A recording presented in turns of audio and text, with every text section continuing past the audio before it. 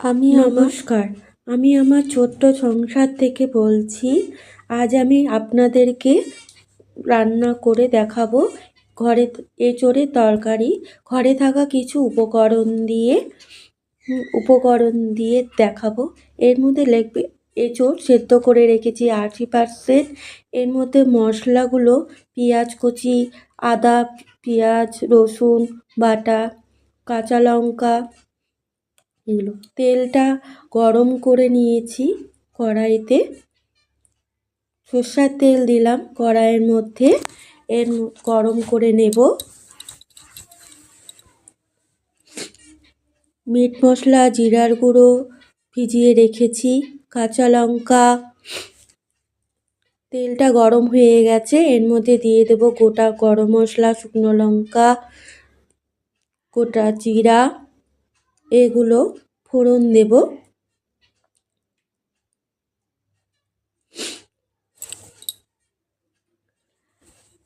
এগুলো ফোড়ন দিয়ে ভালো করে মশলাগুলো একটু সোমবারা হবে, যাতে একটু নাকের মধ্যে সোমবারাটা আসে, সেই পর্যন্ত এটাকে সোমবারা দিয়ে নেব।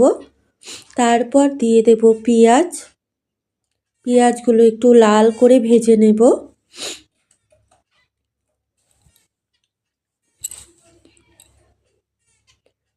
পেঁয়াজগুলো লাল করে ভেজে নেব। এরপর দিয়ে দেব স্বাদ মতো লবণ 2 চামচ।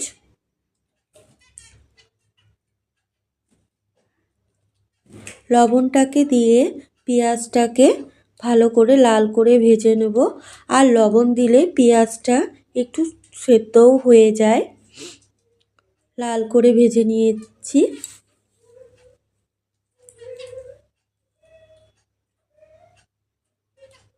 লাল করে ভেজে নেওয়া হয়ে গেছে।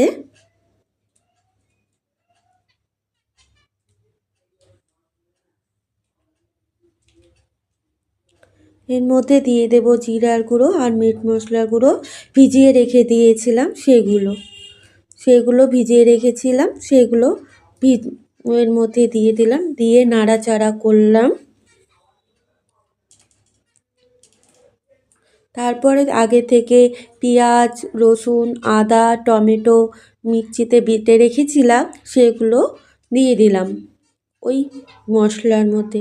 দিয়ে ভালো করে নাড়াচাড়া করে দিয়ে দেব হলুদ গুঁড়ো,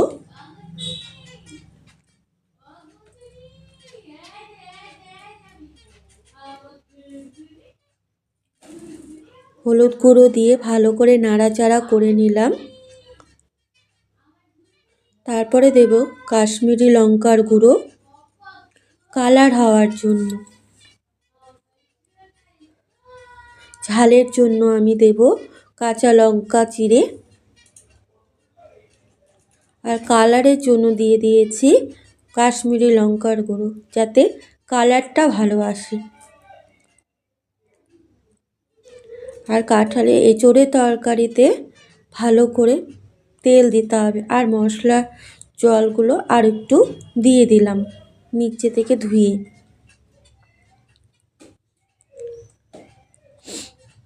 এইভাবে মশলাটাকে সুন্দর করে কষিয়ে নিতে হবে।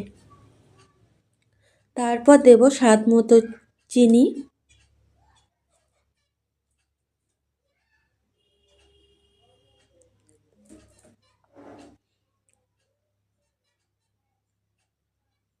চিনিটা দিয়ে ভালো করে মশলাটাকে নাড়াচাড়া করছি।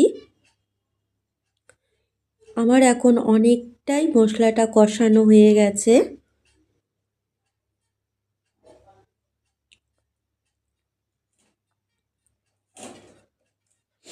মশলাটাকে নাড়াচাড়া করে, মশলা যত নাড়াচাড়া করবে তত ভালো মতো কষাবে। এরপর দিয়ে দেব এঁচোড়গুলো। আমি আগে থেকে সেদ্ধ করেছিলাম 80%। এঁচোড় এবং আলুটা জলে সেদ্ধ করে নিয়েছিলাম একটু লবণ দিয়ে, যাতে এর ভেতরে লবণটা ঢুকে। তারপর জলটিকে ছেঁকে নিয়েছিলাম। এখন ওই মশলার মধ্যে এঁচোড়গুলো দিয়ে দিয়েছি এবং এঁচোড়গুলো দিয়ে ভালো করে নাড়াচাড়া করছি। যাতে মশলাটা কষে যায়, এঁচোড়ের মধ্যেও মশলাটা ঢুকে যায়।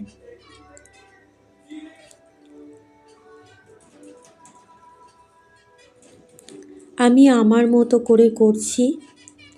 তোমরা যদি আমার রান্নাটা ভালো লাগে তাহলে বাড়িতে ট্রাই করো। যদি ভালো লাগে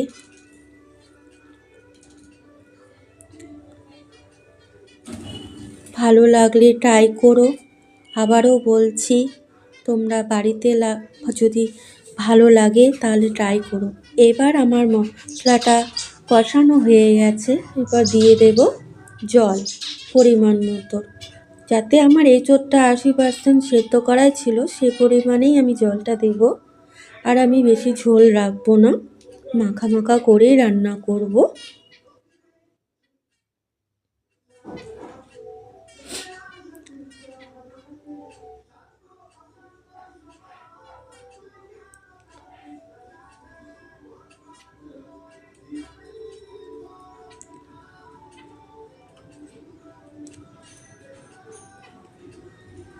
আমি অল্প পরিমাণে জল দিয়েছি, যাতে আমি এই এঁচোড়ের তরকারিতে বেশি ঝোল রাখবো না বলে অল্পই পরিমাণে জল দিয়েছি। যদি তোমাদের ভালো লাগে তাহলে বাড়িতে দেখো। এখন কাসুরি মেথি এর মধ্যে ছিটিয়ে দিলাম নামানোর আগ দিয়ে। এখন নামিয়ে নেব। যদি ভালো লাগে তাহলে তোমরা বাড়িতে ট্রাই করো এবং কেমন লাগলো আমাকে কমেন্ট করে জানাবে। দয়া করে আমাকে সাপোর্ট করো। যদি ভালো লাগে তাহলে লাইক, কমেন্ট, শেয়ার করো এবং সাবস্ক্রাইব করো।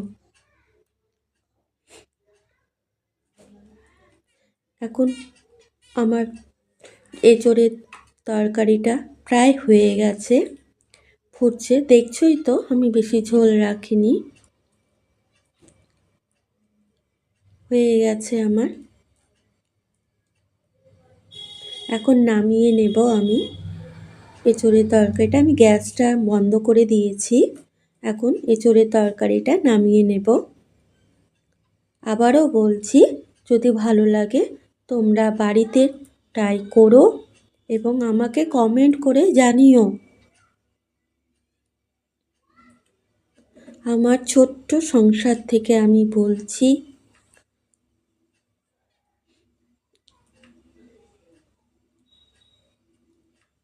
আমি যে ভিডিওগুলো করছি, রান্না তোমাদেরকে দেখাচ্ছি, সেটা আমার মতো করে আমি তোমাদেরকে রান্নাটা দেখাচ্ছি। তোমাদের যদি ভালো লেগে থাকে তোমরা ট্রাই করো। আমার যদি কোনো কিছু ভুল ত্রুটি হয়ে থাকে আমাকে ক্ষমা করে দেবে। নমস্কার।